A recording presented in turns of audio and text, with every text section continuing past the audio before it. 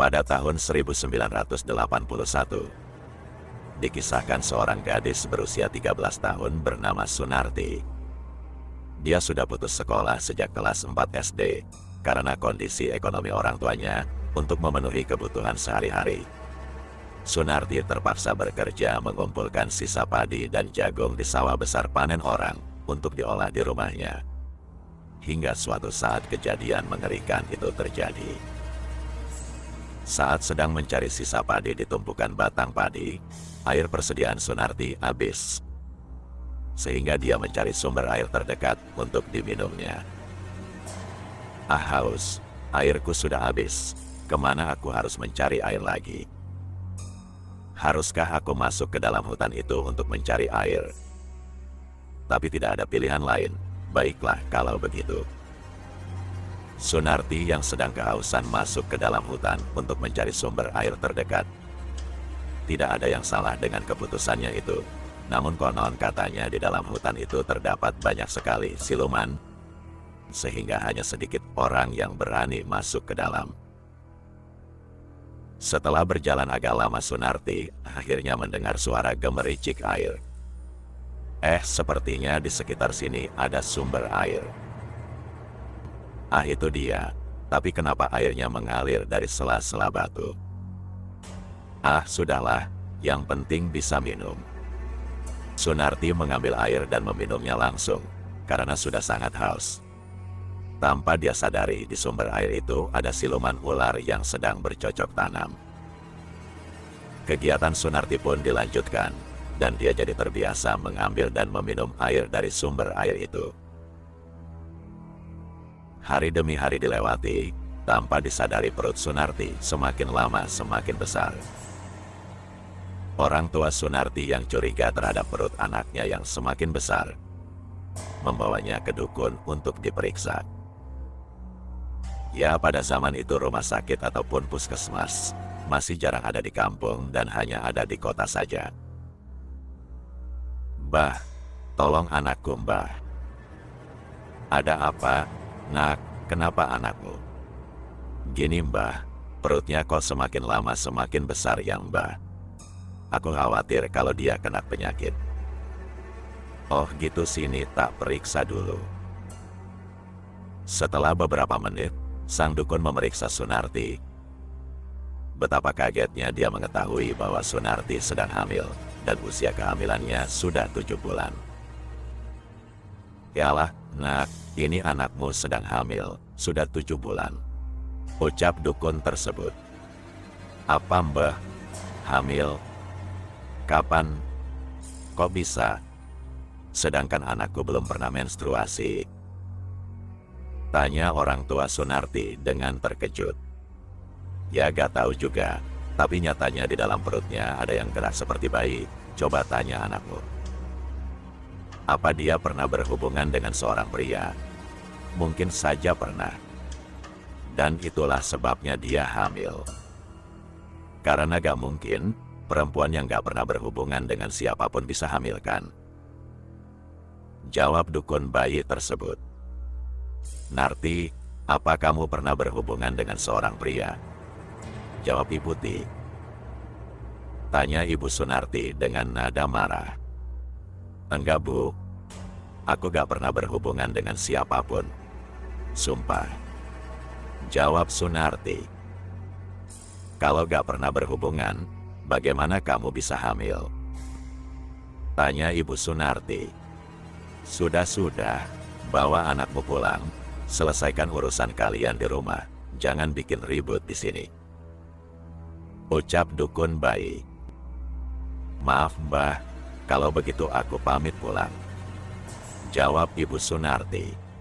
"Iya." Jawab dukun bayi tersebut. Sesampainya di rumah Sunarti dimarahin habis-habisan. Tak hanya dimarahi, Sunarti juga mendapat pukulan dari bapak dan ibunya. "Apa kamu tahu, Ti? Bapak sama ibu itu malu dengan perbuatanmu ini. Punya anak yang hamil di luar nikah." Ucap ibu dengan nada sangat marah. "Cepat katakan siapa orangnya. Biar ku kawinkan sekarang juga. Berani berbuat, harus berani bertanggung jawab. Ucap Bapak Sunarti. Ampun Pak, Bu, aku gak tahu apa-apa. Sumpah, aku gak pernah berhubungan dengan siapapun. Jawab Sunarti sambil menangis. Jangan berbohong. Kenapa kamu menutup-nutupinya? Cepat katakan yang sebenarnya. Bentak Bapak Sunarti. Beneran Pak, aku gak tahu kenapa aku bisa hamil. Aku bahkan belum pernah kenal pria manapun. Jawab Sunarti kembali. Alah, pembohong. Jangan pernah kamu keluar dari rumah. Dan jangan sampai kehamilan kamu ini diketahui oleh orang lain. Kamu ini aib buat orang tuamu. Ucap orang tua Sunarti dengan marahnya. Sunarti hanya terdiam dan menangis. Tak ada siapapun yang bisa mempercayainya. Ya, karena memang mustahil bisa hamil tanpa berhubungan dengan seorang pria. Hari demi hari Sunarti lewati. Dia terkurung di dalam kamarnya selama beberapa bulan dan hanya diberi makan sehari sekali.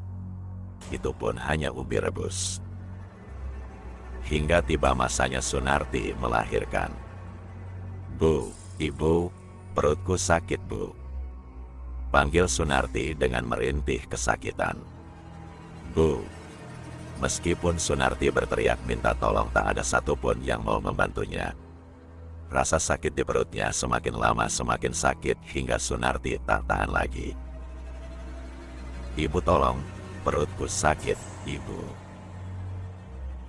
Para tetangga yang mendengar suara teriakan Sunarti mulai curiga dan menghampiri rumahnya. Bule, Narti kenapa? Kenapa dia berteriak kuat sekali seperti sedang kesakitan? Tanya para tetangga. Alah, gak apa-apa, dia itu memang terlalu manja. Sakit sedikit saja sudah seperti orang dipukuli. Jawab Ibu Sunarti. Tapi bule, terdengar dari suaranya sepertinya Narti memang sedang kesakitan. Ucap tetangga. Ibu, tolong Bu, perutku sakit. Panggil Sunarti. Nah dengarkan bule, Narti seperti sedang kesakitan. Aku gak bisa diam saja, aku mau lihat Narti. Ucap tetangga dengan penasaran. Siapa kamu kok mau masuk seenaknya saja? Tanya Ibu Sunarti dengan nada marah. Aku gak peduli. Sunarti di sana sedang kesakitan. Aku mau menolongnya. Mau diizinkan atau tidak aku tetap akan menolongnya. Ucap tetangga dengan memaksa. Tetangga sebelah rumah Sunarti pun memaksa untuk masuk ke dalam rumahnya. Setelah mencari sumber suara Sunarti, ternyata Sunarti berada di dalam kamar yang sedang terkunci. Sunarti berteriak keras meminta tolong kepada tetangganya itu. Buka pintunya bule. Kalau enggak aku bakal baik tidak Pak Lurah dan para warga. Karena sampean sudah menyiksa anak seperti ini.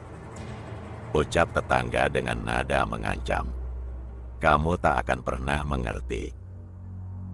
Jawab Ibu Sunarti. Ya aku gak bakal ngerti. Kalau sampean gak jujur. Ada apa dengan Sunarti? Ucap tetangganya. Sunarti itu sedang hamil di luar nikah. Dan sekarang sepertinya dia sedang ingin melahirkan. Aku terlalu malu untuk membawanya ke dukun beranak. Ucap Ibu Sunarti. Apa? Narti hamil? Tapi dengan siapa? Tanya tetangga. Dia gak pernah mau bilang. Ucap Ibu Sunarti. Sudah kalau begitu aku akan memanggil dukun beranak dulu ke sini. Nanti setelah bayinya lahir baru kita lanjutkan nanti. Yang terpenting sekarang Narti sedang kesakitan di dalam. Cepat buka pintunya. Ucap tetangga. Ibunya Sunarti pun membuka pintu kamar itu. Sunarti terlihat meringkuk kesakitan di pojok ruangan. Terlihat perut Sunarti yang bergerak sangat kencang, seperti ingin pecah. Narti, sini nak naik ke kasur. Biar aku carikan dukun berang dulu. Kamu sabar ya. Perintah tetangga. Mbak, perutku sakit mbak. Sakit banget, aku gak tahan lagi. Ucap Sunarti. Iya Ti, sabar ya aku pasti segera kembali. ucap tetangga. Tetangga Sunarti itu pergi secepat mungkin dan kembali membawakan dukun beranak yang akan membantu Sunarti melahirkan. Namun ketika dukun beranak itu datang dan memeriksa Sunarti, dia sangat terkejut karena tidak adanya tanda-tanda pembukaan. Namun perut Sunarti bergerak sangat kencang. Bahkan lebih kencang dari sewajarnya bayi bergerak di dalam perut ibunya. Sepertinya ini bukan anak manusia, ucap dukun tersebut. Apa maksudnya Mbah? Tanya Sunarti. Nak Cahayu, apa kamu pernah mimpi berhubungan dengan seseorang? Tanya dukun. Enggak Mbah, aku gak pernah bermimpi itu. Tahu-tahu aku sudah hamil, dan sekarang perutku terasa mau pecah. Jawab Sunarti. Begitu rupanya, gumam Mbah dukun. Sebentar ya, Mbah mau bicara sama orang tuamu, ucap Mbah dukun. Jangan lama-lama Mbah, perutku sangat sakit, ucap Sunarti. Iya, tidak lama, cuman sebentar, ucap Mbah dukun.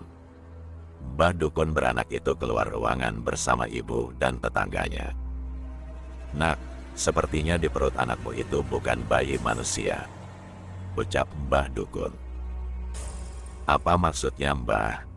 Tanya ibu Sunarti. Ya, tidak ada tanda-tanda mau melahirkan, dan juga pergerakan bayi terlihat tidak wajar. Aku jadi khawatir kalau yang dikandungnya adalah anak siluman, jawab Mbah dukun. Kita lihat saja dulu.